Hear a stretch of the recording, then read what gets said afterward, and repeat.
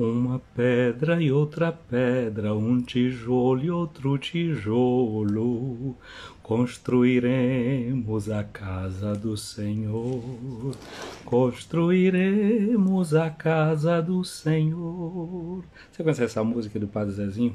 Muito bonita, né? Ele fala dessa construção, dessa edificação da casa de Deus. Interessante, estes últimos dias, na minha conversa com você, eu tenho insistido sempre em dizer que o tempo do Advento é um tempo de caminhar, é um tempo de movimento. E a gente lembrou que Jesus curou o servo paralítico do centurião romano para ele poder caminhar. Ontem nós vimos naquelas curas que Jesus fez, que curou gente que estava paralítica, estropiada, etc. Gente que estava com a impossibilidade de caminhar.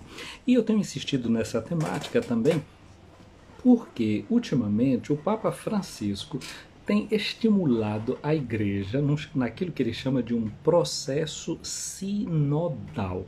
Sinodal é uma palavra que tem raízes gregas. Syn, em grego, significa com. Essa parte de odal vem de rodos, que significa caminho. É a mesma palavra que está na raiz, por exemplo, da palavra metodologia. Odos significa um caminho que você usa para poder aprender alguma coisa, né? Precisa de um método. E essa palavra sinodal significa fazer um caminho junto, lembrar que a gente não caminha sozinho. E o tempo do Advento é seguramente esse tempo para a gente lembrar isso, que a gente não caminha sozinho. Jesus aprendeu isso muito cedo, já como criança, por exemplo, quando ia com os pais para a festa da Páscoa em Jerusalém, eles não iam sozinhos, não era a família que se juntava e ia junta sozinha. É como o nosso povo, quando vai para as peregrinações, para as romarias, e sobretudo num tempo em que se andava a pé, as pessoas precisavam muito mais ainda de não estarem sozinhas, de estarem com um grupo para poder se defender de roubos, de assaltos, de pessoas que podiam pegar as pessoas ao longo do caminho. Então a companhia era muito necessária. E caravana, na língua grega, se chama sinodia. Jesus andava em caravana. Por isso que quando 12 anos, São José não sabia onde era que ele estava. Tá com a mãe. Maria pensava, ele está com o pai. Ou ele podia ir ou com a mãe ou com o pai. Está num dos dois grupos, ainda com aquela idade. Não caminhava somente no grupo dos homens. Podia estar com os homens ou com as mulheres ali no caminho que ele fazia. Portanto, o tempo do Advento deve ajudar a Igreja a perceber isso, que o nosso caminho rumo à casa do Senhor, e é interessante a gente pensar que o tempo do Advento é esse caminho para que o mundo se transforme na casa do Senhor, seja a casa do Senhor. Os salmistas tinha muitos salmos previstos justamente para esse caminho que o povo fazia rumo à casa de Deus, né? Como a gente canta com o salmista, né? Que alegria quando me disseram vamos à casa de Deus, e afinal meus passos se detêm às tuas portas, Jerusalém. Jerusalém, cidade bela, és meu regozijo. Essa é uma melodia para esse Salmo 127, que é de autoria de um padre da nossa diocese de Amargosa, o padre Zé Raimundo Galvão. Se cantou muito isso na década de 70. Eu acho que hoje em dia se canta menos com essa melodia, mas se canta uma outra, né? Fiquei, foi contente com o que me disseram, a gente vai pra casa do Senhor, mas eu fiquei. Então esse povo que vai alegre e chega, fica contente porque vai pra casa do Senhor. É interessante notar isso porque tem a ver com a leitura de hoje também, nesse fato de caminhar pra casa do Senhor. Essa casa do Senhor era a referência do povo de Israel para o templo. Mas Deus, quando Israel decidiu construir um templo, tem uma hora que ele pergunta, mas o que é isso que eu escuto vocês dizerem, que estão querendo construir uma casa para mim? Eu sou o Senhor de todas essas coisas, a terra é o lugar onde eu apoio os meus pés. Como é que agora vocês querem construir uma casa para mim? O meu olhar está sobre aqueles que temem a minha palavra, para o pobrezinho que treme quando eu falo. Portanto, o que Deus quer é a nossa escuta. E a escuta não é algo que simplesmente é algo que entra pelo ouvido. A escuta se faz com o coração. Porque muitas vezes a gente escuta, mas não ouve. O povo tem um ditado que diz, aquele menino é um menino mal ouvido. O menino mal ouvido não é só o menino, é aquele menino que não obedece àquilo que ele escuta, que não obedece àquela palavra que ele ouve, mas não escuta. não presta atenção, não dá atenção. Não dá atenção significa não dar, não entregar o próprio coração. Então o tempo do Advento nos faz pensar em todo esse dinamismo do movimento. Só que hoje, a leitura de hoje faz a gente pensar também numa outra coisa, que não se contradiz, não. É só a gente olhar com muita atenção. Porque na palavra de Deus de hoje, Jesus vai falar da necessidade de a gente edificar uma casa, de ter uma casa edificada. E a casa edificada não significa nada a ver com movimento, nada a ver com dinamismo, significa falar de estabilidade.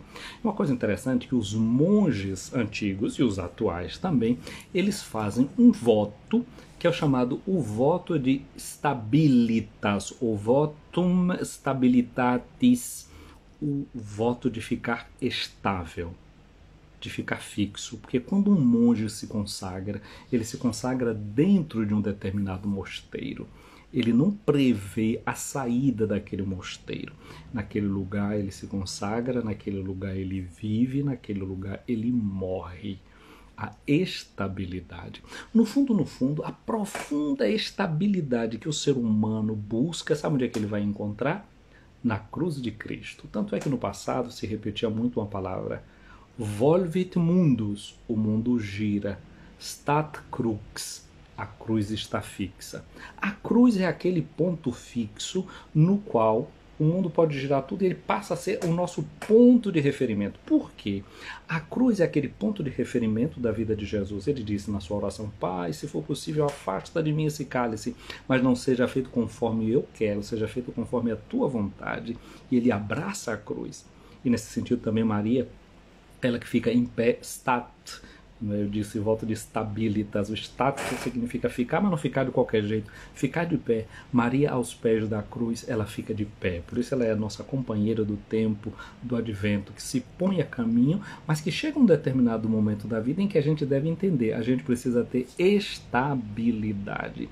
A carta de São Paulo aos Efésios, no capítulo, deixa eu ver aqui, se eu não me engano, é o capítulo 3, deixa eu ver, 3, o capítulo 3, versículos de 17 em diante, diz uma coisa bonita. Meus irmãos, faça Cristo habitar no coração de vocês pela fé, enraizados e alicerçados no amor. Olha, onde é que deve estar a nossa estabilidade, onde é que deve estar o nosso alicerce.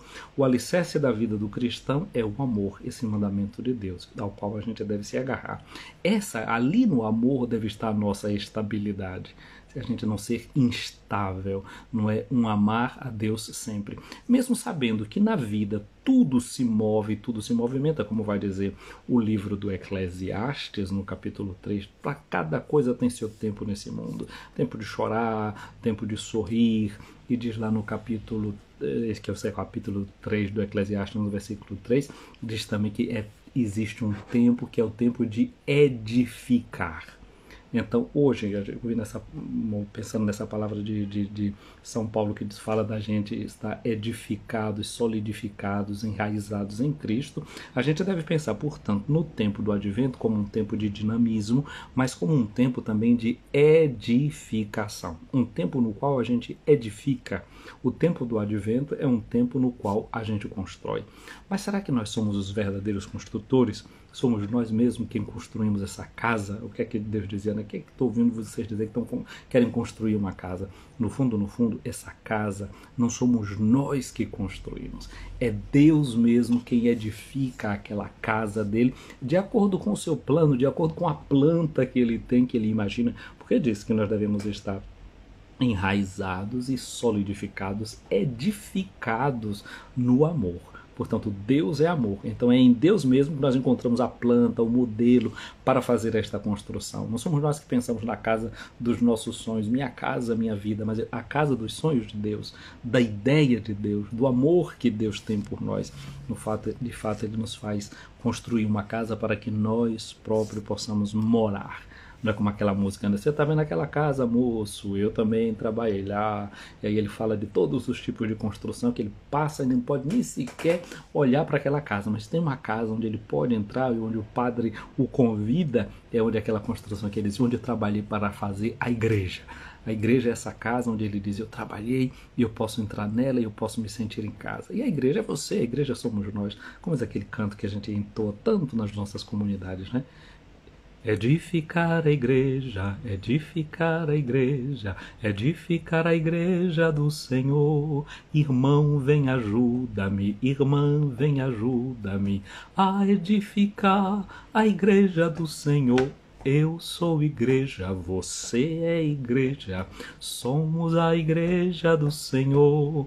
Irmão, vem ajuda-me, irmã, vem ajuda-me a edificar a igreja do Senhor. Então assim a gente vai se construindo como igreja nesse processo sinodal, nesse processo de caminhar junto, nesse processo de escuta, nesse processo onde a gente deixa que Deus nos edifique, onde a gente permite que Deus construa com aquilo que nós somos, aquilo que nós devemos ser. E é uma coisa interessante que, se a gente não entra na edificação, a gente pode correr um risco muito grande. Eu me lembro de uma certa periferia, onde as pessoas, era uma invasão, era uma invasão. E aí o negócio era sério, porque naquela invasão, se uma pessoa recebesse tijolo, botasse o tijolo lá, não sei o quê, quando fosse no dia seguinte, você fosse procurar o tijolo não estava mais lá, porque sempre de noite aparecia um que roubava o tijolo, ou que roubava o vergalhão, ou que podia roubar a brita. Então ali o negócio era o seguinte, chegou o material de construção, você tinha que imediatamente começar a construir, porque se deixasse lá para o dia seguinte, tem sempre um espertinho, um gatuno, que ia lá e apanhava. Portanto, nós devemos fazer assim, nessa construção da igreja, a gente tem que entrar logo na construção, para que ninguém nos roube, para que ninguém nos tire da edificação de Deus, desse projeto que Deus tem para cada um de nós. Não vamos deixar que Deus nos roube como um tijolinho dessa construção. São Pedro vai dizer assim, irmãs e irmãos, vocês são pedras vivas nessa construção de Cristo. Portanto, a gente tem que entrar na construção. Ninguém pode ser passivo dentro da comunidade. Cada um precisa encontrar o seu lugar nessa construção para a gente não ser roubado por nenhum gatuno. Olha só, o texto de hoje a gente dizia, Mateus 7, o versículo 21, depois de 24 a 27. É a conclusão do chamado Sermão da Montanha, que começa no capítulo 5, com o discurso das bem-aventuranças. E aqui é a finalização, é o arremate de todas essas conversas que Jesus teve com o seu povo.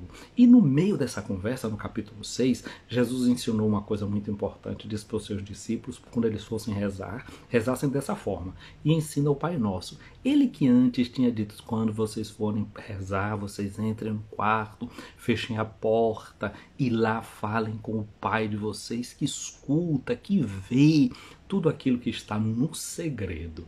Portanto, nesse segredo de Deus a gente entra. O que é que significa entrar no segredo de Deus? Significa entrar no mistério da sua vontade, descobrir aquilo que Ele quer. Porque no Pai Nosso, Jesus ensina a gente chamar a Deus de nosso Pai, e depois ensina a gente dizer também para Ele, venha o vosso reino, seja feita a vossa vontade.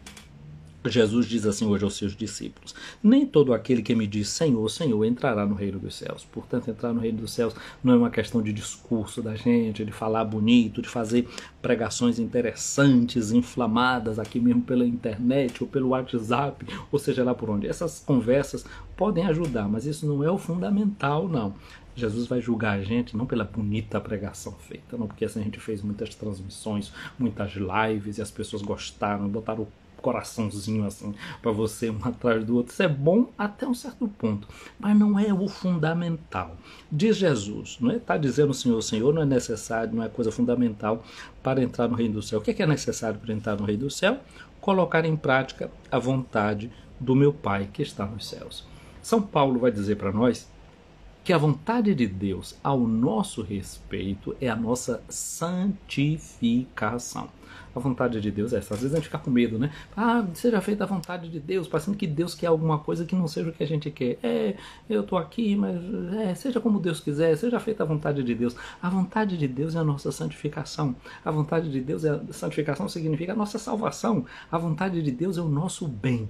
Agora é interessante a gente pensar se realmente o nosso bem se constrói segundo as medidas que a gente tem na cabeça da gente, ou segundo a medida que está nas mãos de Deus. Mas o que Deus quer, a vontade de Deus para nós, não é nada que se oponha ao sonho mais profundo que a gente carrega no nosso coração, que é o bem da gente.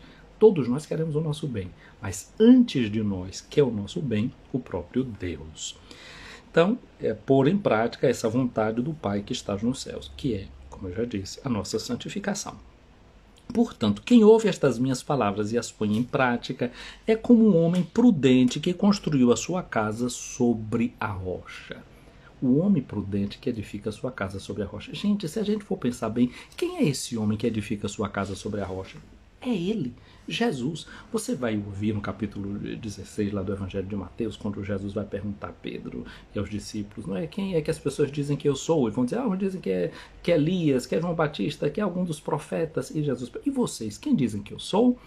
E aí Pedro vai dizer, tu és o Messias, o Filho do Deus vivo. Jesus vai dizer, Simão, não foi nem a carne nem o sangue que te disseram isso não.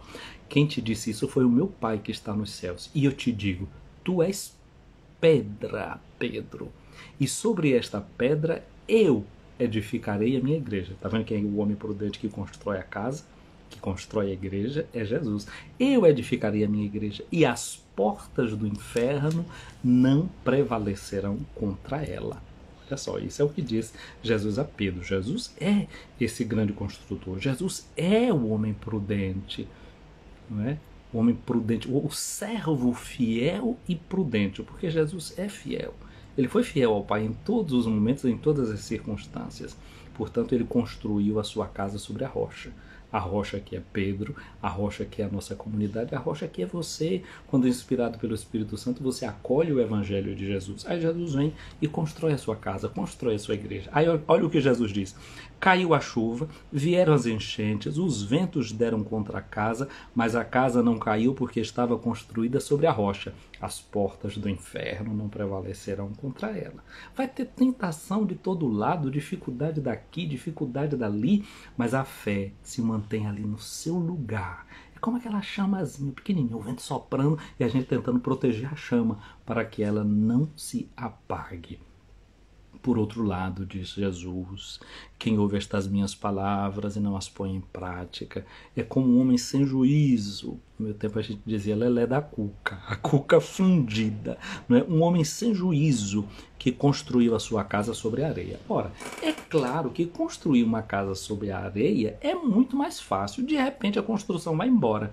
Ora, se você vai construir num lugar que tem muita pedra ou então que tem areia, que você vai ter que cavar, até encontrar um lugar onde colocar os alicerces, vai dar mais trabalho, a mão vai ficar mais cheia de calo, etc. Quem vai construir sobre a areia, o trabalho vai ser ligeiro. Porém, a questão é, vai permanecer o trabalho que você fez? O trabalho que a gente tem para fazer, o importante não é terminá-lo logo, não é andar ligeiro. O tempo é um dom de Deus. Se vai levar mais tempo ou menos tempo, isso vai importar pouco. O importante é que a gente seja fiel e prudente. Tenha prudência. Aqui tem muita areia, eu vou procurar um outro lugar. Tem nada, eu vou demorar mais fazendo esse trabalho. Ok, eu vou demorar mais, mas eu quero fazer uma construção que seja sólida. São Paulo diz, tem gente que edifica com palha. Edificar com a palha, a coisa vai muito ligeira. Mas depois, na hora que o fogo vem, a palha vai embora. Ele diz, tem gente que constrói com ouro, tem gente que constrói com a prata. O que acontece se o fogo passar pelo ouro? Não vai ser destruído, minha amiga, não vai ser destruído. O ouro com o fogo, ele fica purificado, ele vai brilhar. E aí o artista que tem fogo e o ouro, o que acontece? Ele pode modelar o ouro e fazer coisas belíssimas com o ouro que ele tem na mão. Mas o fogo tocando na palha, num instante, acaba com tudo. Então, esse trabalho da nossa vida, da edificação da nossa vida, pode ser que seja mais trabalhoso, mas o importante é que aquilo ali permaneça. E você sabe, né? Que você gasta mais tempo, mais energia é nos fundamentos. A casa, quando você está fazendo os alicerces, parece que não vai para frente. Os pedreiros mesmo dizem, é assim mesmo, tem nada não, mas depois, na hora que a parede começar a subir, isso aqui é ligeiro. E de fato é assim. Depois, a outra fase demorada na construção é o acabamento. Porque no acabamento, vai embora o dinheiro, vai embora a paciência, o material às vezes a gente pensa que não dá ou não dá mesmo, tem que comprar mais alguma coisa. O acabamento é o que coroa a obra. Os antigos diziam assim, finis coronam topos, é o fim que coroa a obra. Às vezes a gente na juventude tem uma vida tão boa, não sei o que, às vezes a velhice é uma fase mais difícil da vida da pessoa, é o acabamento, é a conclusão, é ali onde vai pedir da gente mais prudência, para a gente não jogar fora toda a vida que a gente fez. Eu me lembro de Matias, não é? Matatias, aquele sábio guerreiro do tempo de Israel, da época dos Macabeus, disseram para ele, olha, faz de conta que você está oferecendo aqui um sacrifício, faz de conta que você está comendo essa carne idolatrada, e aí você não morre. Ele diz, mas olha só, e meu cabelo já todo branco, e por causa de uma conduta minha, para eu juntar mais uns 2 ou 3 dias a minha vida, eu induzi os mais jovens a entrarem no erro. Eu não faço isso não. Eu morro na minha velhice, mas deixo um bom exemplo para que os jovens resistam, para que eles vão adiante. O fim é o que coroa a obra, nesses bons exemplos que a gente pode deixar para a gente. Muitas vezes os últimos dias da gente podem ser difíceis, dolorosos, mas se ali a gente deixar o bom exemplo de passar por aquela fase, quanta vida pode ser que a gente salve, que a gente edifique, né, que a gente estimule, que a gente faça o bem. Portanto, construir sobre a areia é fácil, difícil mesmo é construir sobre a rocha. Precisa muita força para os fundamentos e para o seu coroamento também. Aí Jesus diz que esse homem sem juízo constrói ali em cima da areia. Aí cai a chuva, vem as enchentes, sopra os ventos, dão contra a casa e a casa caiu.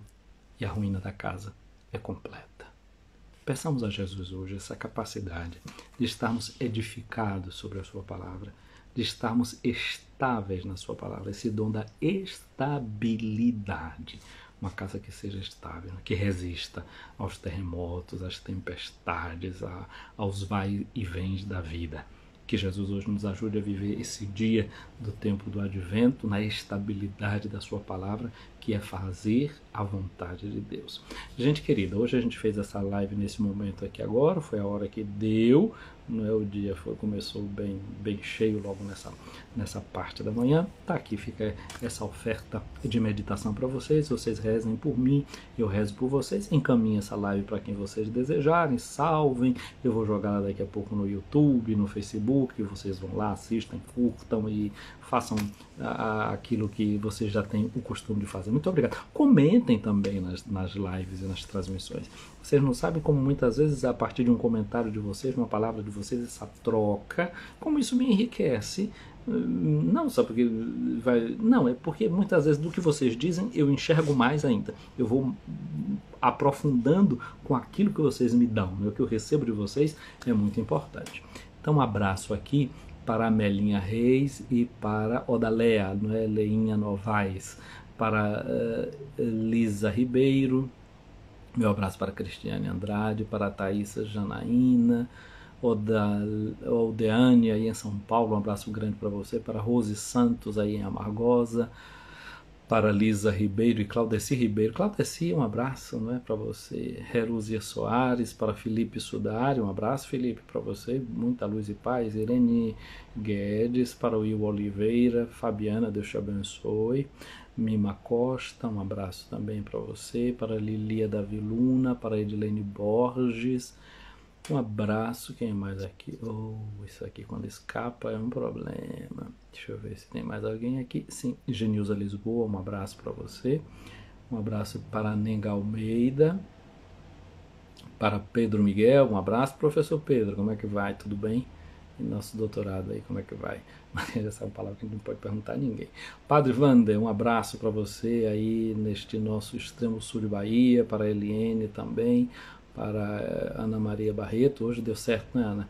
Um abraço também para Vani Brito, para André Lírio, um abraço, André, para Edneia Ramos, para Locherry, um abraço também, tem alguém assim, Edneia já disse, para Edneia Flores, quem é mais que eu tenho? Ivone, quanto tempo, né, Ivone? Ivone, você está vendo lá só o que fica lá depois. A gente nunca mais esteve aqui ao vivo. Padre, como está o tempo aí? Tá vendo como é que tá, não é? Tá frio desse jeito. Mas eu sou friorento mesmo. Mas esses dias aqui nós já tivemos dias de sensação térmica de 1, não é? Com 4 graus, sensação térmica de 1. Hoje está chovendo.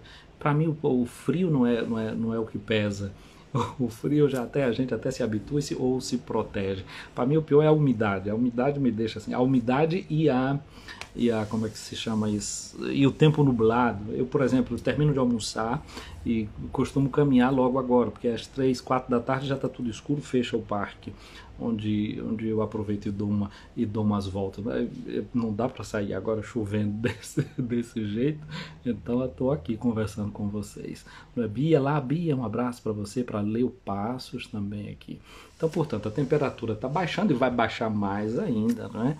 E em outros lugares, certamente a temperatura está bem mais baixa do que aqui em Roma. Hoje a gente amanhecemos o dia com 8 graus. Então é uma sensação que não é das piores, não. Pois é, mas já o tempo já ficando bastante escuro e é interessante notar isso, não é? Porque o tempo do advento justamente é vivido aqui quando está chegando o inverno e o tempo vai se escurecendo. E nesse sentido, o clima externo que de um pouco leva você para dentro de você. Muita gente com tendências à depressão fica mais deprimida, não é? A gente se volta mais para dentro, a gente é lembrado a olhar para fora. Tem uma missa que é celebrada e vivida nesse tempo, com uma antífona que se cantava muito em latim. Rora te celi et de super et nubens pluant justum, porque esse é um período em que chove, etc., né, como eu estava dizendo antes, e que diz assim, ó nuvens, chovam o Salvador, aquilo que a gente canta em português, né? Ouve-se na terra um grito do povo, um grande clamor, Senhor, abra os céus, que as nuvens chovam Salvador. Então esse tempo em que a igreja é convidada a olhar para cima, a olhar para o céu e a desejar essa chuva que cai do Salvador. E nos tempos, né, que a missa era celebrada sempre de manhã cedinho, então essa missa chamada Rorate, ou seja, céus, orvalhai os céus, então pensando nesse orvalho da manhã que vai caindo, então tudo muito escuro por fora, mas a igreja toda iluminada por dentro, as velas que iam sendo acesas nesta celebração, não é? E a igreja, que eram muito bem feitas essas igrejas, né? Como por exemplo, não tinha vidro ainda, mas uma pedra chamada alabastro, que permite que os raios do sol entrem dentro da igreja, porque a concepção da construção das igrejas antigas era que justamente nada do mundo pode entrar na igreja sem ser batizado. Então, por isso, até os raios do sol, eles entram no interior da igreja, não por uma abertura qualquer na parede, mas por meio desse filtro do alabastro, que lembra que é uma pedra. E a pedra, sempre para nós, é um símbolo de Cristo, ele é a rocha, portanto, ele é todo tipo de pedra na liturgia, é pensada como uma referência à imagem do próprio Cristo. Então, tudo passa por Cristo e entra no templo, e entra na nossa vida, entra na nossa existência. E acabei fazendo uma outra live com essa digressão, mas vocês vão ficar me fazendo perguntas e aí pronto. É o que eu digo, se vocês falam, se vocês perguntam, vem inspiração e a gente fala sobre outras coisas. Mas tá bom, preciso cuidar da vida, mesmo que esteja chovendo ali fora, tenho que tentar me movimentar e me alimentar. Fiquem com Deus e que seja realmente um dia abençoado esse nosso. O Senhor esteja acima de ti para te proteger, à tua frente para te guiar, atrás de ti para te defender, ao teu lado para te acompanhar, dentro de ti para te abençoar. Que a bênção de Deus Todo-Poderoso, o Pai, o Filho e o Espírito Santo desça sobre ti e permaneça para sempre. Amém. Will, eu acho que você perguntou se estava frio, porque está me vendo com esse casaco aqui por cima, e mais isso, né? É de fato, porque as paredes, o que é que acontece? Elas resfriam, e na medida que elas resfriam, elas conservam a umidade. Mas não pensa que terminou por aqui não, ainda tem uma outra de lã aqui por dentro, para poder aguentar mais, porque na medida que a gente fica parado, sentado nos ambientes, o frio do espaço vai tomando conta da gente. É claro que depois tem todas umas coisinhas aqui que... Ops, caiu aqui o microfone, mas dá para vocês ouvirem da mesma forma, né? Tem todo um sistema também que a gente usa de aquecimento. Olha, tem esse ajojo aqui, esse aparelho que entra água quente aqui dentro dele, lá da caldeira central da casa e vem depois e esquenta o ambiente. Mas só que nesse horário não, isso vai ser ligado por volta das 7 horas da noite e vai ficar, eu acho que até as 4 ou 5 da manhã. Mas isso tem que ser boas cobertinhas mesmo, né? Para ir mantendo a temperatura do corpo e a gente vai se adaptando. É, Cristiane, é assim. Não, mas tem outras coisas, por exemplo, né, o sapato, você tem que usar botas, não é? Usar botas, não é que é o recomendável, por exemplo. Meus segredos, não é usar bota, né, nesse período, não é que com a chuva para não molhar demais o pé. Mas deixa eu ver, não sei se eu consigo achar. Tem umas outras coisinhas que a gente vai usando. Ai, eu acho que não acho aqui agora, não.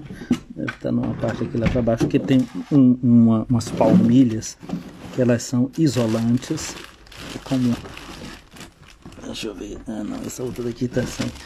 Eu não acho. A outra bota já tá aqui dentro, mas aí eu tenho que procurar ali a palmilha isolante e com ela a gente protege. Ela é feita com, tem uma forrada de lã e uma palmilha metálica, que com aquilo você isola. Eu, por exemplo, não gosto de usar muito aquilo, porque cria um isolamento tal que depois, como as minhas mãos esfriam muito, aí o que acontece é que quando eu toco em qualquer coisa de metal, me vem uma descarga elétrica e eu tomo um choque. Né? Ou então muitas vezes já acontece isso, você está dando a comunhão a uma pessoa e na hora que você põe a hóstia e toca na mão da pessoa e toca na sua, dá uma espécie de curto-circuito, né? Você vê a fagulhazinha passar ali, não é nada de milagroso não, a gente experimenta esse tipo de coisa, isso é altamente normal, é o tipo de coisa que justamente por isso, né? As descargas elétricas, coisa aí, é a temperatura. Bom, gente querida, a gente já falou dessas coisinhas todas que eram digressões, já fora completamente da meditação, mas já que vocês perguntaram pelo tempo, o tempo está assim, desse jeito. Não é? Então vivamos bem esse tempo que nós temos para viver agora, que é tempo do advento, que é tempo de preparação para a vinda do Senhor, que se manifestará na sua glória e cujo nascimento nós vamos lembrar agora no tempo santo do Natal. Fiquem com Deus.